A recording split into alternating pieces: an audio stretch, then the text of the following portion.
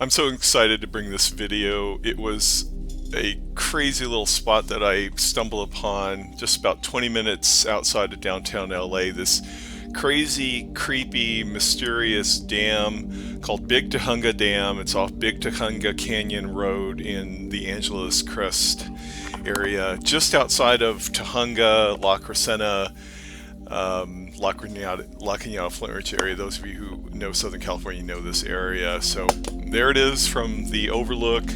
And it was creepy because here's the overlook area where you turn off and park your car and you can look over it. You cannot see it from any part of the road unless you turn off and look over. It's like hundreds of feet down in this gorge. And it just kind of sits there on its own. And it's interesting because the water is really brackish and kind of ugly looking. It looks like it's polluted water. It almost looks like it's a area where stagnant water just sits there. It did not look from the road to be an operational dam of any kind. There's no recreation going on, and it's completely inaccessible. In fact, the front face of the dam, see, I'm looking at the back portion, that little curved area, that's all you can see from the road. But the front part of the dam is inaccessible, and it's not even in view from the highway leading up there, and kind of the orientation, the way it's turned. The only way you can see the front of it is if you fly a drone over there with a camera like I'm doing and point a camera at it, or if somehow you can get on any of those trails over there, climb over the lock gate, and I guess you can walk along those trails and see the front. So when I saw this, I was intrigued because I could see the helicopter pad right there, and I could see that, there's quite a bit of water behind it. It was interesting when I got there because there it is. That was the view that you cannot see from the road. So obviously you could see the stream of water coming out of the bottom into that other area, and the biggest mystery to me is that it doesn't appear that the water is going anywhere. And the way I can explain that is downriver is a dry riverbed, and that dry riverbed extends for miles out to the 210 freeway. And those of you who know this area know where the 210 freeway and Angeles National Golf Course is. We pass it all the time as you're going up to Pasadena or going towards Santa Clarita. And it's a dry riverbed, and they built this golf course right in the dry riverbed, and there's no water of any kind in there. But there's continuous outflow of water through this. Doesn't look like it's generating any power because I didn't have to fly or be concerned about any telephone lines. I don't see any transforming equipment.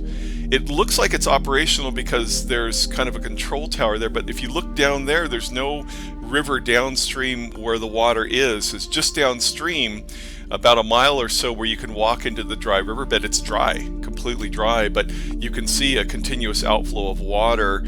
For what purpose, who knows?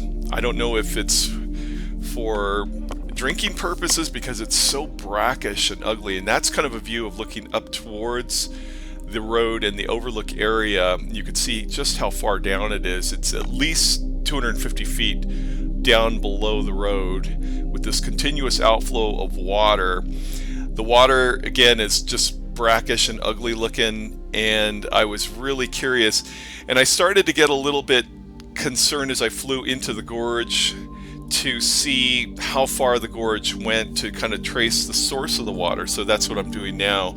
After I get in front of this area where you cannot see from the road, the only way you can see it, like I said, is from a drone or a helicopter. There's a control tower there and some cars there, so it looks like it's operational, but the water being so brackish, it looks like it's a really deep lake or reservoir or whatever you want to call it.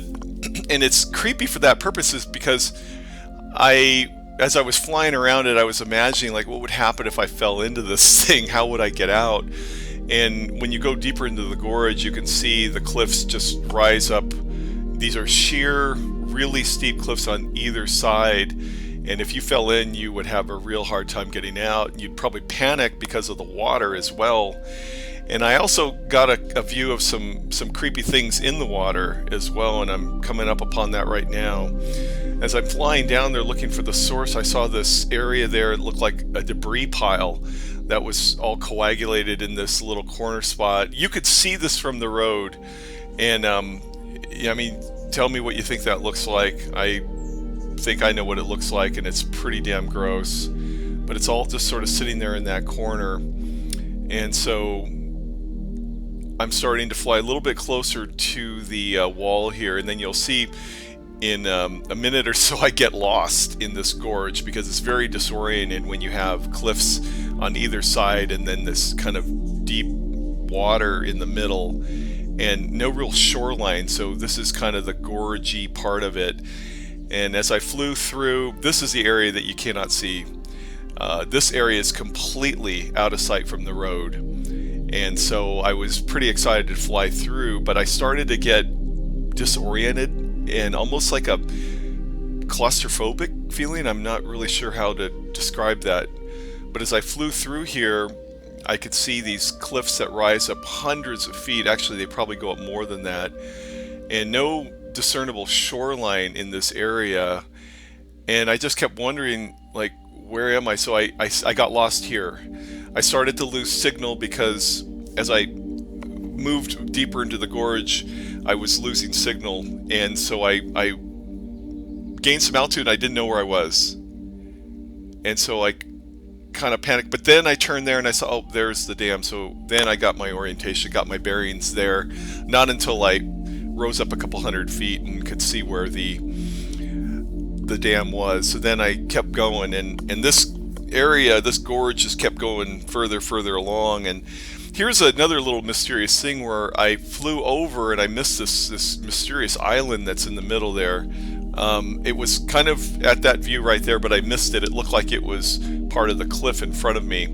But I wanted to trace the source of this body of water, and I found it right here. And again, it was kind of mysterious because it's kind of this muddy area. So you could see it was probably runoff from the winter that feeds this reservoir. But it was kind of interesting because with this continuous outflow there, does this thing dry up at the end of the summer? And then when I turned around to go back, this is where I saw the island. And because I had missed it on the way out, it kind of appeared like, hey, where did that come from? How come I didn't see that when I passed right over? And it's kind of interesting because there's some vegetation on this rock here in the middle of this crazy, mysterious gorge. And there's a couple trees, it looks like. And so I went down for a closer look.